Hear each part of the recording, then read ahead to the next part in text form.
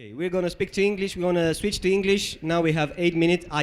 I really hope I don't bother you guys. It's okay. We don't interfere. Nu vă deranjăm acolo, nu? Da? E bine, da? Sunteți ok. Amalia, nici pe tine nu te deranjăm, nu? Da? Nu. Da? Continuăm aici cu evenimentul. Nu te deranjăm, da? Ok. I'm going to kindly ask Yogeshvar to come on stage and please welcome him. Okay? This is the stage. My time starts now. Huh? She's going to time you, and if you want her to make you aware when you have 6 minutes or something like this, you can just tell her. Yes. Okay? That would be good? Yes. Keep the mic a little bit higher. Yeah, this is fine. Yeah. Yep. Yeah, I think this is fine. Please. Okay. We usually begin with a small prayer, and I would ask you to just relax and be quiet for a minute. Om Sahana Vavatu Sahanau Bunaktu Sahaviryankaravavahai Tejasvinavadhitamastu ma vidvishavahai Om Shanti Shanti Shanti. The meaning is, may He protect us both, may He nourish both of us, and may He bless our interaction to be mutually fruitful and mutually enriching, and let there be no unhealthy disagreement between us. Peace, peace, peace. So this is a chanting that we do before every learning session in the Vedic culture, and this belongs to Upanishad, and it is it's a timeless chanting. We don't historically map it, and probably at least 6,000 or 7,000 years old chanting. Okay. Now I'm here to talk about the principles of yoga for sustainable growth. Sustainable growth, when we talk about it, see, all of us want to grow both inside, within us, as well as outside. In our business, whatever we are doing, generally people talk about economical growth, growth in the market share, growth in the quality of the products, growth in the presence, growth in the brand image.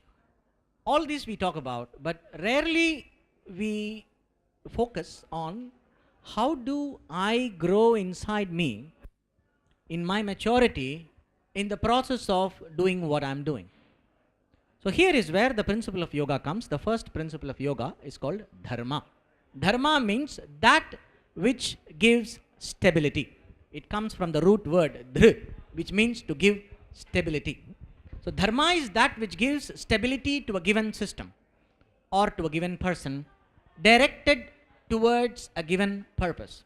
So when we are doing business, we do have a kind of a goal clarity.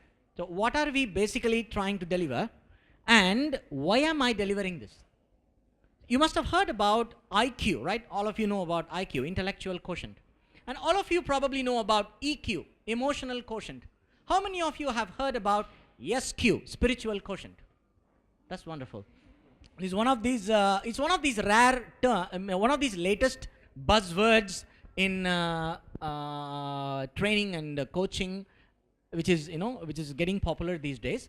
The spiritual quotient is that which gives you the fundamental direction and tells you, am I on the right road? No, am I doing what I am supposed to be doing? What I am doing, is it enriching for me? Do I feel nourished in the process of doing what I am doing? So this is very, very important. So that means what is called as Swadharma. So in this Dharma, there are a few components to this Dharma. So for sustainable course, sustainable growth, one of the most important things that we need to understand is the principle of Dharma. Dharma is something that connects your individuality with the collective. Let us understand, we have a musician here today, so let us understand this whole universe like a big orchestra. So when you understand this whole universal life as a big orchestra, in that humanity is one small portion, and in that humanity you are one person playing one instrument according to what theme? No, what do you call that thing, that sheet in which you have the whole picture of the big picture of this whole orchestra, music, the presentation? Now, Dharma is something that gives you your personal script. And also you are aware of what is the relationship between your personal script and the big picture of the entire orchestra. So it's like a knowledge of the entire universal system in its fundamental principles and the specific vision of what is going on around me and the more specific vision of what is my job here. So this is the knowledge of Dharma. This is very, very essential for fundamentally sustainable growth. So we may think that, being entrepreneurs, all of you, I'm sure, have already crossed over the problem of survival. So survival is not your basic motivation. Survival has to be taken care. Money has to be made. This is all there. The results have to be achieved, hopefully. But I decided to be an entrepreneur not because I wanted to survive. I can simply go and do some, all kinds of people survive. But why am I entrepreneur? Because I have a vision, or I have a passion, or I am simply maladjusted in the worst case, because I cannot work under anybody, so I am entrepreneur. But even there, why I am not able to compromise with anybody? Because I am holding on strong to something, right? Even the maladjusted individual is passionate about something. So this understanding one's passion is the first step that gives you direction towards right action. So for sustainable growth, I understand the principle of what is called Dharma. Dharma is something that requires study, reflection, discussion, and it's a very big topic which cannot be discussed now. But this concept, Dharma, you can probably Google it more. And if you come for the lectures, what we have, I can make you understand Dharma more. Yes, thank you. And once you know what is Dharma, you know how to choose the wise course of action. Having chosen the wisely decided course of action, the second principle of yoga, I am going to be relaxed about the results of action. I am not here to produce the results, but I am here to act appropriately. If you remember the Karate Kid movie, Mr. Miyagi used to say, Zen bowling is not about hitting those bottles, but it is about tugging the ball. And Zen archery is about releasing the arrow, not hitting the target. So this is what yoga is about. And that is the principle of yoga called asana. Asana is posture. So it's also my psychological posture and my physical posture. Physical posture refers to the lifestyle and the choices that I make and the influences that I allow to hit me. What are the kind of influences that I allow myself to be subject to? My vulnerability. All these comes under posture. So when I am controlled and when I have a kind of control over my posture, I will be able to develop a certain background equanimity, an instinctive equanimity that reduces my reactive nature. So when I am not reactive, I will be available for what is the most appropriate action in that given point of time. So these are the two principles of yoga that are meant to be used by everybody who desires sustainable growth both outside and within. Thank you. I am going to release the arch as a Zen and give you my 8 more minutes, so keep talking. Oh. Keep talking. Okay, thank you. So this is about it. And if I want to expand it further, I talked about two things, Dharma. First, I will give you some little clues about this Dharma. To understand Dharma, what is my Dharma? No, first. So what is my job? What am I supposed to do? Here, there are a few things. What I am supposed to do need not always mean what I want to do. Because in the West, we are all obsessed with doing what I feel like. Doing what I feel like need not be my Dharma. If you remember, you might have felt like doing a lot of things. Probably you thanked yourself for not doing later in life. Or probably you regretted doing, even though you felt like doing and you did it, but later you regretted, oh my God, why did I do it? While you are doing, you don't feel right. So there are a lot of people who are deep into the quagmire of wrong action, and then they find themselves in a very delicate situation. They cannot be in it, they cannot get out of it. So why do we do that? Because somewhere I have not understood the fundamental principles of life. Understanding the fundamental principles of life requires study. And the study requires looking up to a long-standing traditional source of spiritual knowledge, that connects me with the universal values of life. Spiritual knowledge is not a simple dogma that is here to save you. Every dogmatic tradition, be it Christianity, be it Hinduism, be it Hinduism is a little different, and Buddhism they are a little class apart, but doesn't matter. So fundamentally, when we consider these spiritual traditions which are long-standing, they have a certain part of non-verifiable belief, but they also have a certain zone which talks about the universal principles and values in life, which we all understand with our common sense, but sometimes we need an inspiration. So one of the most important things is not to compromise on the universal values when I decide to act. This is one of the fundamental things. So, and Dharma is something that is going to limit you. How do I know I am in my Dharma? When I feel right, not I feel good. Anybody likes washing the vessels here? Not necessarily, but I do wash the dishes. But if the vessels are piling up in the sink, in the kitchen, it's very unpleasant. I know every time I cross that lobby, I see, I have to wash. It's like a thorn growing in your heart or in your belly.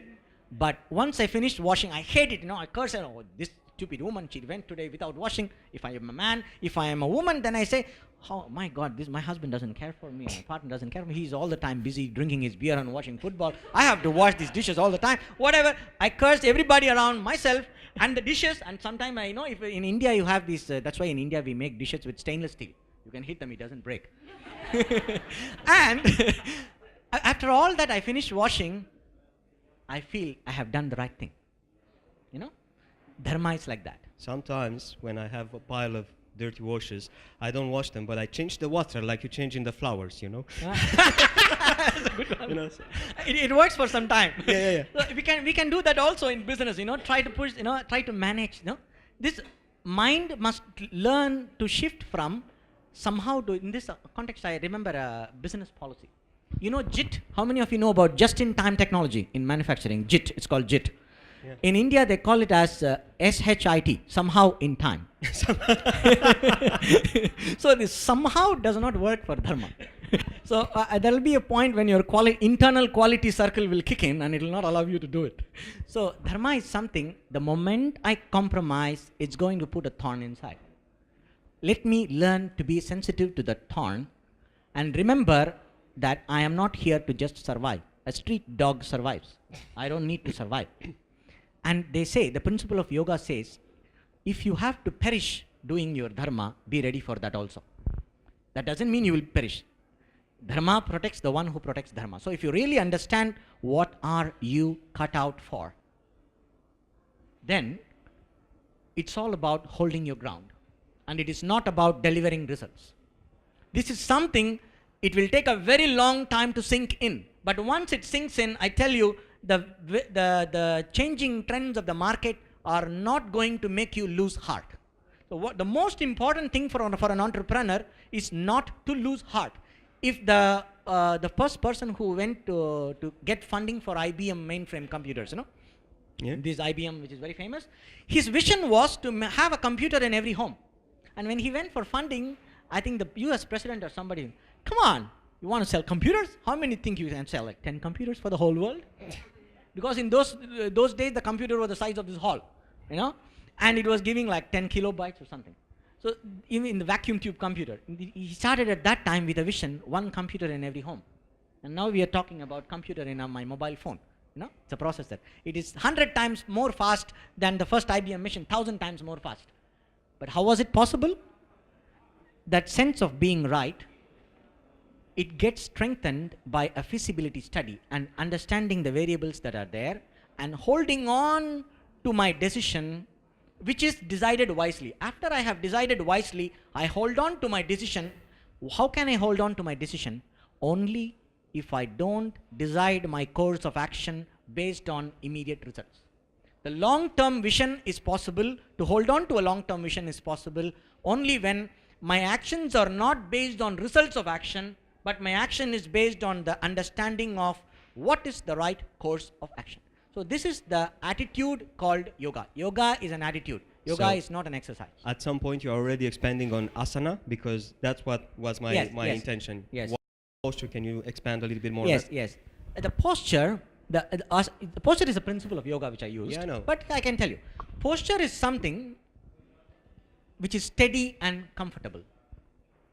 So I will explain it in terms of a physical posture, and you can extend the same logic to psychological posture, attitudinal posture, emotional posture, social posturing, everything. Okay? So posture is something that is steady and comfortable. The posture may be the same for all. For example, if I am doing a forward bend like this, Yeah. forward bend, everybody does forward bend in a yoga class, but not everybody can bend in the same amount. So the forward bending is not just the posture where you are picture perfect, where you can pose for a yoga magazine, but it is about stretching the right point. So how do I arrive at the perfect posture? By applying the relevant effort. Prayatna Shaitilya Ananta Samapatibhyam, Patanjali Yoga Sutra. It says relaxation of unnecessary effort and applying the relevant effort. That is how I perfect the posture, not by excessive effort, but by relaxing all the unnecessary effort. So to sustain a given posture, there is a key effort.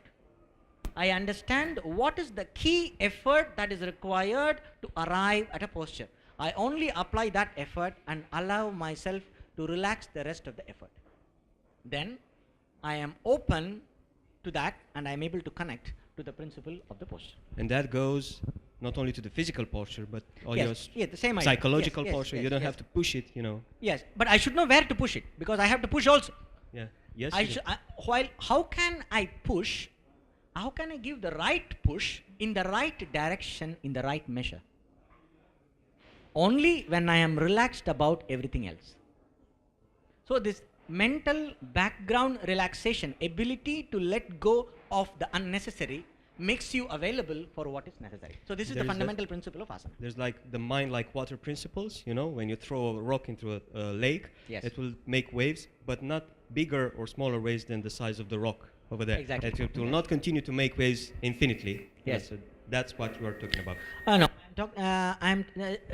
that also is one component, but what I'm talking about here is decision, decisiveness and clarity about the direction of action and being relaxed about the result. And the result is unique for each person. Two people do the same thing, you both will not get the same result. So don't allow your motivation to be decided by the results that are promised and the results that are expected. It's very difficult to swallow that, but really it's a very deep fundamental principle to understand how to master action, and this gives you strength. The inner strength is very, very important, and yoga is all about developing inner strength, which is very, very essential for an entrepreneur, because especially when you are selling juice, you are competing against Coca-Cola. The person who wants to drink a Coke should learn to decide to drink the juice, and that takes time. Meanwhile, because your juice is not selling as much as Coca-Cola, you cannot decide to sell Coca-Cola either. So you have to sell the juice, and you have to stay your course. That means your staying my course does not depend on how much juice I sell. It depends on that one customer who comes exactly in the right time for, I am able to deliver this juice for that person. I am able to be here for the person who needs it.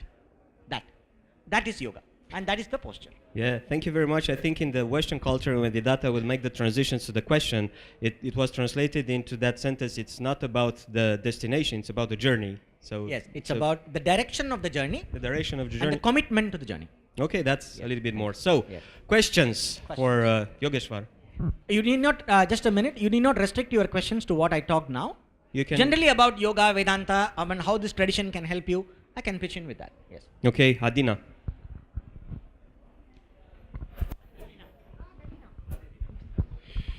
Yes. Thank you so much. It's a real pleasure. As soon as I start to use SQ as a next level of people development, people growing, training, I notice some incredible performance in business and in life. I know that you are traveling a lot. And as I can see worldwide, people are start to want something more. Yes. How often you see that in, I don't know, different countries? Yes. Touching the spiritual sides Yes. in order to perform better. To whatever extent I have been exposed to the people from different cultures, about Romania, what I can see is the Romanians, on an average, are much more sensitive to the human side than the Western Europe. This much I have seen, and also they are more sensitive to the heart component and to the values, the universal values. They respect the universal values instinctively much more than the Wild West. So this is something I have seen, and I think that's relevant here. So if you are in a luckier position if you're having your business in Romania based on values, because you can be sure there will be more takers, and you can be sure the air will support you. The government may not support you, the funding may not support you, the wild media may not support you as much as it supports Dharma, but the air here will support you. That is something blessing which I would like to say. Hello, thank you for your mentoring. Did I answer your question? Yes, I guess yes. In Christianity is a phrase, you must to found the kingdom of heaven, and you have all already after you find a căuta. Căutați mai întâi împărăția cerurilor și search Romanian. the I think I kingdom can of understand heaven some and- Romanian. Yeah. Ok. Îl traduci tu? Da. Ok. So I think he wants to say that you first, in Christianity, there is this approach. You first must find the kingdom of heaven, and then you will allow yourself to be happy, or something like that. So You there's- shall be fulfilled completely Yeah, you should in be. every way. Yeah. Yes. So this is about Similar knowledge. like the Dharma. No, that is more about jnana. That is about knowledge. Because here, kingdom of heaven is used. I'm not using it theologically. I will use it philosophically, spiritually. So if I use kingdom of heaven spiritually, it means the universal life. If you discover universal life, how can you discover universal life? Only when you know that you are the universal life. So in that knowledge, you will be completely fulfilled in every way. How? It's not possible to fulfill in every way in action. I only understand, the discovering the kingdom of heaven is to understand that I am fundamentally fulfilled. So your actions that's about it. And then you can find your only purpose. No. You, by finding my purpose, I allow myself to align with my purpose, and I don't allow myself to be distracted by every little glittery thing on the way. That purifies my mind. So when my mind and when my temperament thinking is purified, I am prepared to receive the wisdom about the kingdom of heaven, which is in me. Super. Thank you. Simona, okay, just a minute. Yes. Hello there. Tell us more about your activity in Romania, or how do we have access to what you're preaching somehow? What I'm teaching, yes. All right. So we are having an urban ashram, which is an apartment. This one. You can get it from my wife Victoria there, and we have a Vedanta class on Monday, and we have a Bhagavad Gita class on Wednesday, and on Thursday mornings we have. It is near Cismigiu. If you go in Ion Brezoianu, before there is a Bank of Karpatica, there a big Bank of Karpatica. You take a left. That is Intrarea Rigas, 29B, apartment 24. So you just come there for the classes every evening, 7 o'clock. There is something going on there. You are welcome, and I teach there. And I am also open for talking. If anybody wants to organize some discussion or something, I can come. And you can contact Victoria, and she will make the arrangements. Yeah. Yeah. Yes. Yogeshvar, what can you tell us about craving for finding your Dharma? I mean, Can you be more specific? yes, being so crazy about finding that Dharma that you are actually losing, let's say, the present moment. I mean, losing the balance of your mind just because Yes. you're so crazy and developing craving and attachment Yes. You are very to that lucky. that- Dharma, and you're not. You're feeling that you're not there, and you're not there, and you're not there, and you're trying this, you're trying that, and finding my dharma is not about being Not there in the sense that clarity about what I need to do. So if you are crazy about that, consider yourself very lucky first. Most people are not able to command the kind of passion to be right. So if somebody has the passion to be right, it's a sign of grace. Now, what you have to do is you have to find a teacher. Once you have a teacher who can make you understand, and you have to find the place where you can repose your faith and confidence regarding spiritual matters. The spiritual matters cannot be understood by reason. They cannot be understood by perception alone and reason alone, though they should not be contradictory to perception and reason. So you need to find that school of spiritual teaching where you are able to repose your faith, and you have to train yourself with a certain lifestyle. Like, for example, we are in a coffee shop. Coffee is a great drink and I love coffee as a South Indian, but a simple thing like if you have coffee in the empty stomach in the morning as a habit, that will give you a certain imbalance of the principle of fire in you, and you will get the wrong motivation in the wrong time, and the right you will not get the right motivation when you need to get motivation. So when the principle of fire gets disturbed, So this is a simple thing from lifestyle. So like this, there are a lot of things which we need, principles of life that we need to respect. Then it will not be a crazy passion, but it will be a powerful passion that can allow you to apply your mind to find out systematically. So we need to use a systematic approach.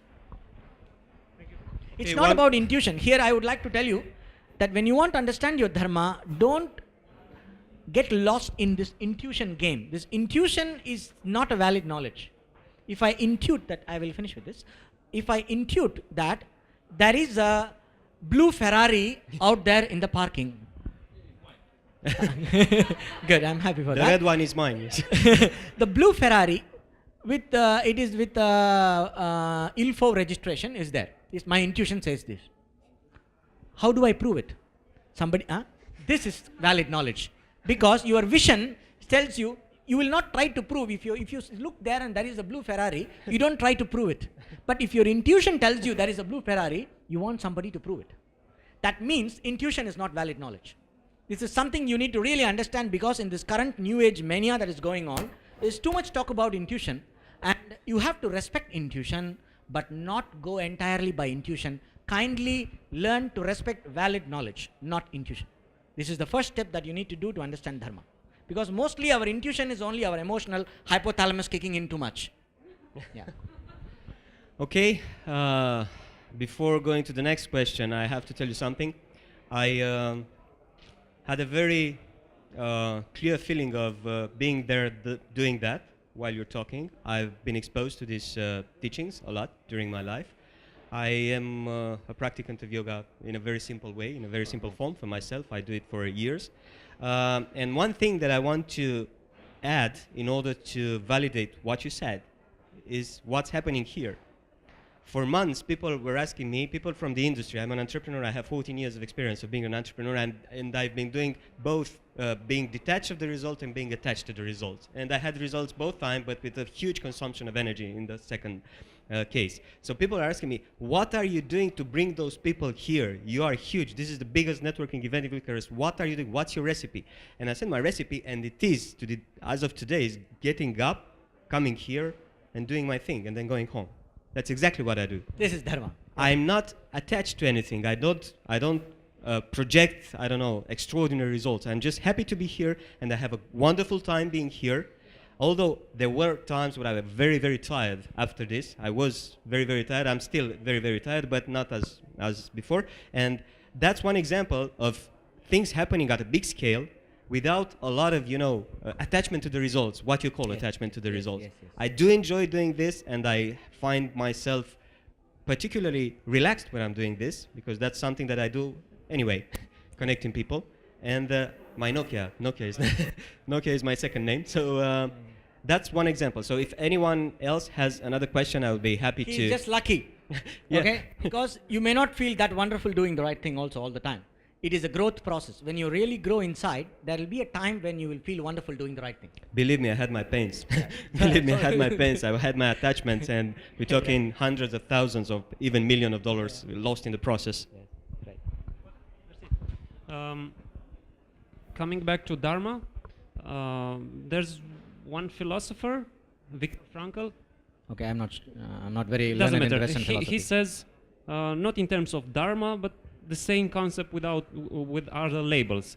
He says that during a lifetime, you have several dharmas like this, but Yes, only one at a given moment in your life, in time. Yes, yes. So basically, it's not one dharma Yes, yes, for your entire life, Yes. and that's it. If you miss it, you are lost. No, yes, but It's for a certain period of yes, of Dharma your is life. according to This the is my place, question. person, and time. Yes. And not for life. Yeah, but fundamentally, you have what is called your Swadharma, means what are you cut out for. And you will see that no matter how your functional dharma changes, your personal inner alignment, what you are fundamentally as an individual, that never changes. If I am a teacher, no matter where you put, I will teach. I remember doing a VJ program in a TV, because actually I want to be a VJ. They made me end up as a spiritual teacher, you know. And it took some time for me to accept this is my dharma. I am cut out for this, because I find myself teaching in the middle of being a VJ. You know, so this is something that will express no matter where you go. And some people are not cut out so clearly about something, but it will come over a period of time. But fundamentally, you can find that center of yours which does not change no matter where you are, what you do. That is there. A person is born with his fundamental dharma, over which there are various dressing up, you know. The cake is there with different icings. Okay, if we don't have any more questions, I would like to thank you, Yogeshvar. Thanks a lot. Thank you very much, and I'm Thank really you. touched for the initiative to talk in English with me.